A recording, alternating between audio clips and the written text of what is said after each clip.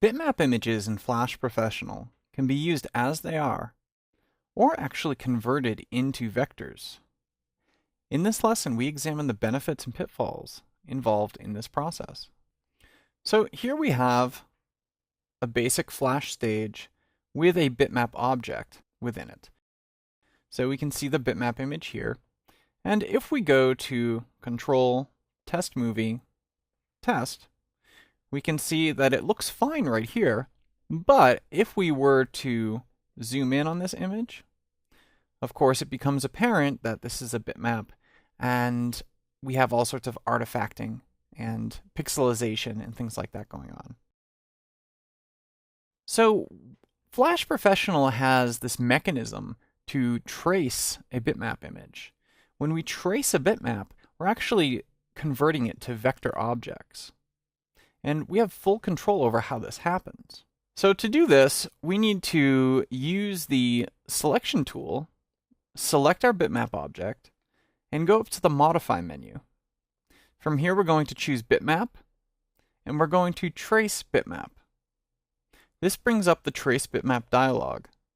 And from here, we can set things like color threshold, the minimum area, the corner and curve threshold and fit. So for corner threshold, we can choose to have many corners, few corners, or normal.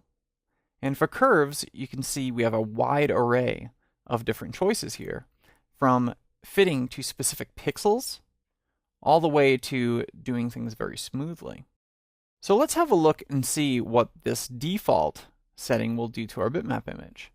We can hit preview and it'll show us what it'll look like. Alright, so you can see that's actually pretty good. If we hit OK, it will preserve that for us. And you notice now when I select any portion of this image, it actually selects it as a shape. I can go into my sub-selection tool and select the image. And this may take a moment because it's going to be quite complex. And we can see all of the different pairs and anchor points. So this is quite a heavy object in terms of CPU utilization. However, if we go in to Control, Test Movie, Test, now when we actually zoom in to that same area, we don't get that pixelization, but we do, however, get some chunkiness of the shapes and so forth. So let's undo our trace bitmap. And for undo, you can go up to the little edit menu here and do undo change selection. I'm using the shortcut on the keyboard for this. So here it's once again a bitmap image, and we can go back to bitmap, trace bitmap, and let's change some of these settings here. So let's change corner threshold to few corners, curve fit to very smooth, and hit preview. Okay, that's pretty good. But let's actually bump up our color threshold and see what happens. So we can see now there's all sorts of banding that's quite apparent. And if we hit OK and choose our selection tool again, dragging a selection rectangle around the image, we can see that there are much fewer points here, anchor points and paths and so forth. So this is something that, you know, a CPU, a modern CPU anyway, it doesn't take too much effort to actually render this.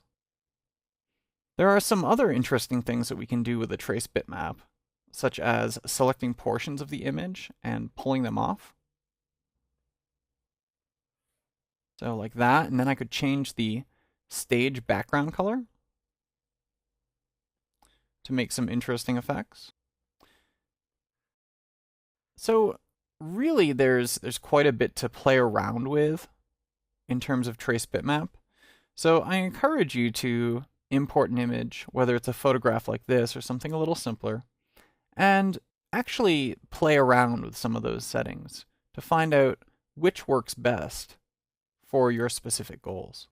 So in this lesson, we've seen how to use the Trace Bitmap dialog on a bitmap image within Flash Professional CS6.